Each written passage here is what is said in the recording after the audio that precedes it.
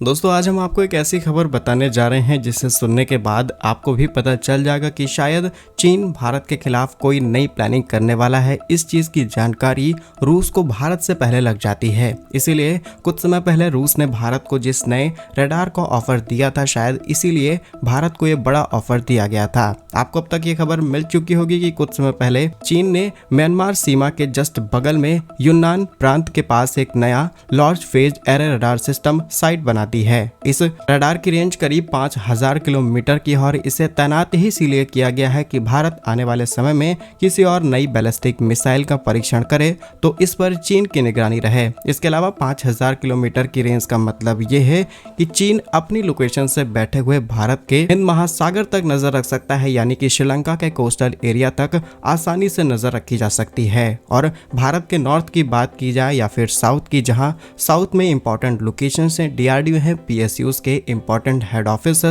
वहीं पश्चिम बंगाल और south India से हम अपनी सभी मिसाइलों के परीक्षण करते हैं। तो अब चीन अपने इस रडार की मदद लेकर के भारत पर हर तरीके की नजर रखेगा, लेकिन भारत आखिर इसे काउंटर कैसे करेगा? तो फिलहाल के लिए भारत के पास ऐसा कोई रडार सिस्टम नहीं है जिससे चीन की हर एक एक्टिविटी पर नजर रखी जा सके, लेकिन रशिया ने जो ऑफर भारत को दिया था इससे काम बन सकता है। कुछ समय पहले, यानी कि कहें अब से 3 महीने पहले, रूस की तरफ से भारत के सामने एक long range advance radar system का ऑफर आता है जिसका नाम है वॉर्नेज रडार सिस्टम। इस रडार की रेंज करीब 6000 किलोमीटर से लेकर के 8000 किलोमीटर की है, यानी कि अगर भारत ने अपने नॉर्थ में इसे तैनात कर दिया तो वहां से बैठे बैठे हम चीन सहित रूस तक नजर रख सकते हैं। यानी कि इन दोनों देशों में होने वाले किसी भी तरीके के एयर टेस्ट, मिसाइल टेस्ट, इन सभी की निगरानी भारत आसानी से रख सकता है। फिलहाल रूस की तरफ से भारत को दिया गया ये ऑफर करीब $4 अरब का है, लेकिन रूस ने भारत के साथ यहाँ पर एक समझौते पर आगे बढ़ने की बात कही। वो ये है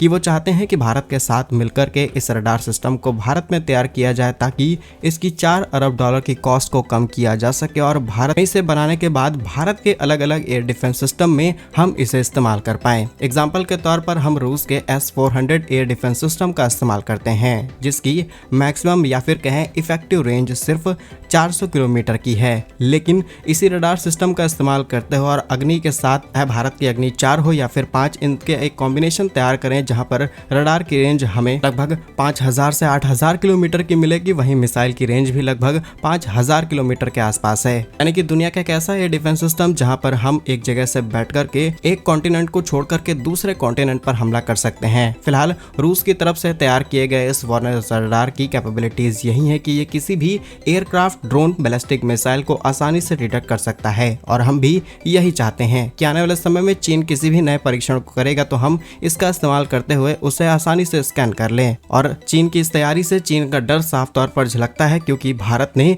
रिसेंटली अग्नि 4 और K4 जैसी बैलिस्टिक मिसाइलों का परीक्षण किया है और डीआरडीओ हर महीने 2 से 3 नई मिसाइलों का परीक्षण कर लेता है। तो चीन की खलबली ही है जिसने उसे इस काम को करने पर मजबूर किया, लेकिन रूस का भारत के सामने ये ऑफर काफी अच्छा है और इसे जल्द से जल्द फाइनल करना चाहिए क्योंकि इस डील के फाइनल होने में इस रडार को भारत आने में कई साल लग जाएंगे और चाइना ने ऑलरेडी अपने रडार सिस्टम को डिप्लॉय कर दिया है म्यांमार सीमा के पास। तो आपके हिसाब से भारत को रशिया से ये रडार सिस्टम इमरजेंसी सिचुएशन में और जल्दी से जल्दी खरीदना चाहिए या फिर नहीं? कमेंट में अपनी राय यस और नो के साथ जरूर बताइएगा। ऐसा ही और वीडियोस पाने के लिए वीडियो को लाइक, चैनल को सब्सक्राइब जरूर कीजिए। धन्यवाद। जय हिंद।